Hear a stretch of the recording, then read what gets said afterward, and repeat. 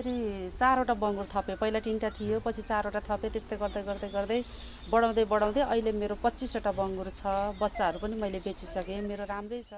अहिले चाहिँ बङ्गुरबाट मलाई राम्रै आम्दानी आयो। अब मैले हस्बेन्ड चाहिँ बाहिर हुनुहुन्छ, 2टा मेरो बाबु छ।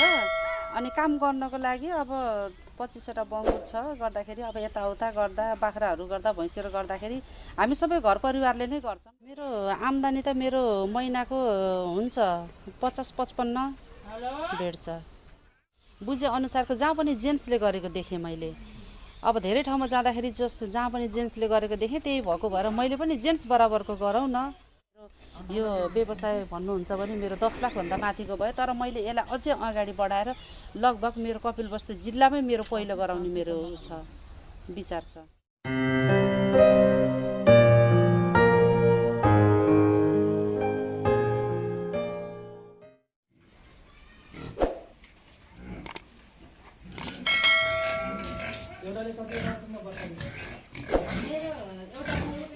नमस्ते, मेरो नाम कमला थापा, कपिलवस्तु 4 नम्बर, बुङची हो मेरो घर।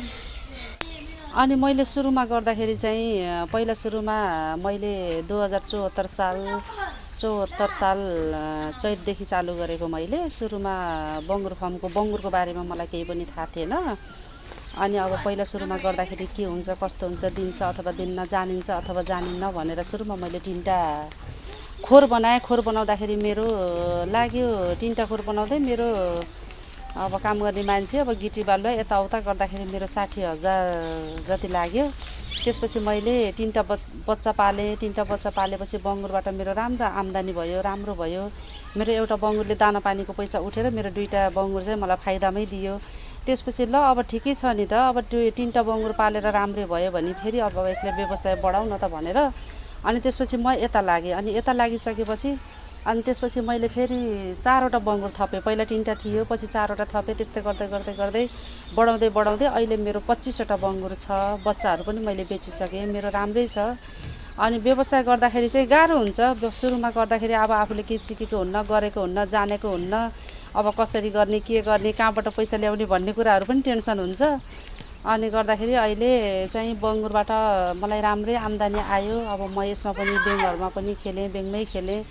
अब यसैबाट पनि म अहिले यहाँसम्म पुगेको छु। आम्दानी राम्रो छ, बच्चाहरू छ। मेरो सासू ससुरा हुनुहुन्छ, अनि हस्बेन्ड चाहिँ बाहिर हुनुहुन्छ, 2टा मेरो बाबु छ। अनि काम गर्नको लागि अब 25वटा बङ्गुर छ। गर्दाखेरि अब यताउता गर्दा, बाख्राहरू गर्दा, भैँसीहरू गर्दाखेरि हामी सबै घर परिवारले नै गर्छौँ। मलाई साथ दिनुहुन्छ। मेरो 2टा छोराले पनि साथ दिन्छ, सासूले पनि साथ दिनुहुन्छ, ससुराले पनि साथ दिनुहुन्छ। हामी सबैजना मिलेर घर परिवारले नै अब काम गरिराखेको हुन्छौँ। अब छोरा छ 2टा, पढ्दैछ बाबुहरू त। यो बङ्गुरमा यसरी भनेर त मेरो एकजना साथीले पाल्नु भएको थियो।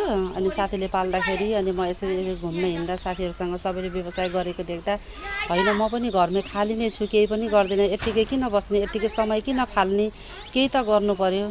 विदेशबाट पैसा आउँछ अनि घर खर्च चलाउला भनेर मात्रै बसेर त भएन। अबदेखि अबको दिनमा खर्च बढ्दैछ, छोराछोरीलाई पढाउनु छ, अब त केही गर्नु पर्यो भनेर मैले आफै नै ल यो अब के गर्ने होला भनेर मैले आफै मनमा सोचेपछि होइन बङ्गुरै व्यवसाय गरौँ न त, के हुन्छ एकचोटि कस्तो हुन्छ भनेर म त्यही बङ्गुर व्यवसायतिरै लागेको हो। सुरुमा मैले त त्यही 3टा नै राखेँ।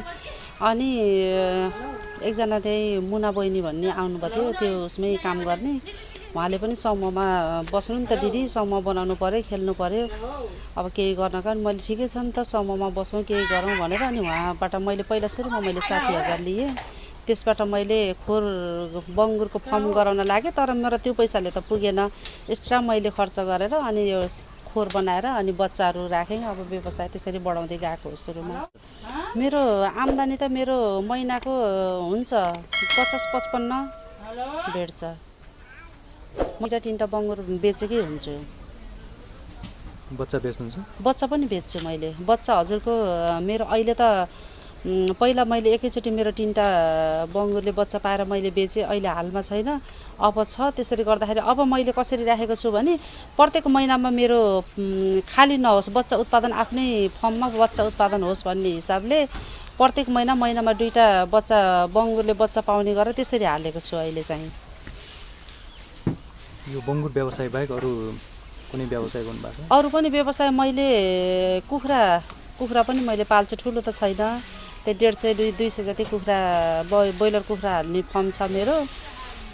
बङ्गुर पनि छ, कुखुरा पनि छ। त्यसपछि अहिले फेरि म बाख्रातिर पनि लागेछु।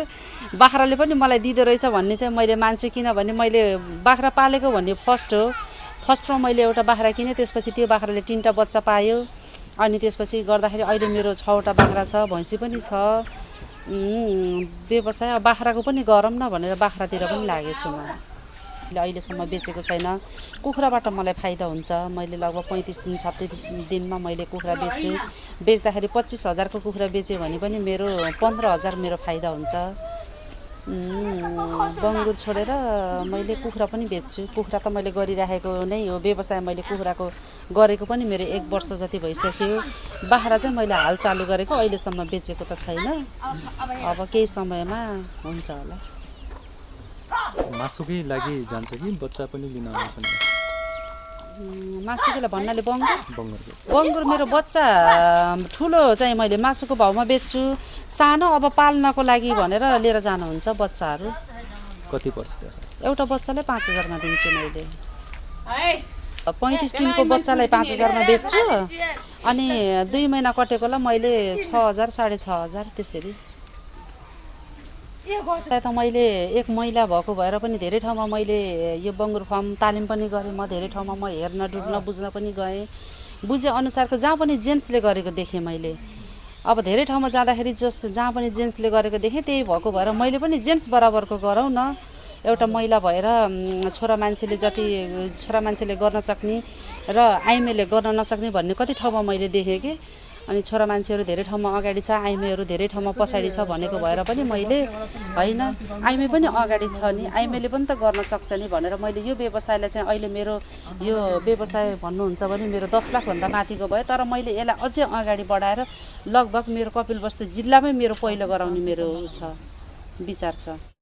जो चाहिँ यो बङ्गुर व्यवसाय गर्न चाहनुहुन्छ नि, बङ्गुर पालन गरेर चाहिँ यही देशमा चाहिँ के गर्न के गर्छु भन्ने चाहिँ हुनुहुन्छ नि, उहाँहरूको लागि चाहिँ के भन्नुहुन्छ? उहाँहरूको लागि चाहिँ मैले के भन्छु भने खाली नबसौँ, व्यवसाय गरेको राम्रो हो। किनभने घर परिवारमा मान्छेहरू कति दिदीबहिनीहरूलाई मैले देख्छु विदेशबाट पैसा कमाउने, घरमा बस्ने, अब यत्तिकै बस्ने, अब घर खर्चमै पैसा लगाउने नगरौँ। कोही पनि दिदीबहिनी खाली नबसौँ, सानो ठुलो व्यवसाय गरौँ, व्यवसाय गरेको राम्रो हो भनेर चाहिँ भन्न चाहन्छु। मैले व्यवसाय गर्ने नै भन्छु, म त व्यवसाय गरेर बस्ने भन्छु मैले सबै दिदीबहिनीहरूलाई। भनेपछि यही देशमा नि केही गर्न सकिन्छ। सानो ठुलो व्यवसाय हो, पहिला सानोबाट चालु गर्ने, त्यसपछि बढाउँदै जान पनि सकियो। व्यवसाय चाहिँ गर्नुपर्छ भन्छु मैले। म स्वदेशी लघु वित्तीय संस्थाको म केन्द्र नम्बर 49 को केन्द्र प्रमुख हो। म संस्थाबाट कर्जा लिनु भएको छ? लिएको छु। कति पटक लिनुभयो? मैले अहिले 4 पटक भइसक्यो। सुरुमा कति लिनुभएको थियो? सुरुमा 60,000 लिएको थिएँ। अहिले कति चलाइरहनु भएको छ? त्यसपछि 80 चलाउनु भयो, अनि 1, त्यसपछि अहिले 2 चलाउनु भएको छ। 2 चलाइरहनु भएको छ। हजुर। अनि त्यो रकम चाहिँ यही बङ्गुर व्यवसायमै लगाउनु भयो? हजुर, मैले त्यो पैसा लिएर आएर यही बङ्गुर व्यवसायमै लगाएको। भनेपछि स्वदेशी लघु वित्तीय संस्थाले पनि तपाईँलाई यो व्यवसाय विस्तार गर्नमा सपोर्ट गरेको छ? सपोर्ट गर्नुभयो एकदम। अनि के भन्नुहुन्छ संस्थालाई? संस्थाले गर्दा नै म अहिले यहाँसम्म पुगेको छु र त्यो संस्थाबाटै मैले सुरुमा मलाई लगानी लाउनु भयो, 60,000 लगानी लाउनु भयो। त्यसपछि अहिले आएर मलाई 2 लाख दिनुभयो। त्यो संस्थाबाट म अगाडि बढ्दै गएको छु। मैले व्यवसाय बढाउँदै गएको छु। मैले उहाँलाई एकदम धेरै धेरै धन्यवाद भन्न पनि चाहन्छु। र मलाई अहिलेसम्म नराम्रो कहिले भन्नु भएन, अगाडि बढ्नको लागि कुनै केही भन्नु भएन। राम्रो बढाउँदै गएर म अहिले यहाँसम्म पुगेकोमा पनि धेरै धेरै स्वदेशीले नै गर्दा म यहाँसम्म पुगेको छु भन्छु मैले। सपोर्ट गरेछ? हजुर। किस्ता तिर्नको लागि यही बङ्गुर व्यवसायबाटै सपोर्ट भइरहेको छ। मैले त्यसरी नै तिरिराखेको छु। बाहिर कसैलाई माग्नु परेको छैन? आफै कमाउनुहुन्छ, आफै तिर्नुहुन्छ? हजुर।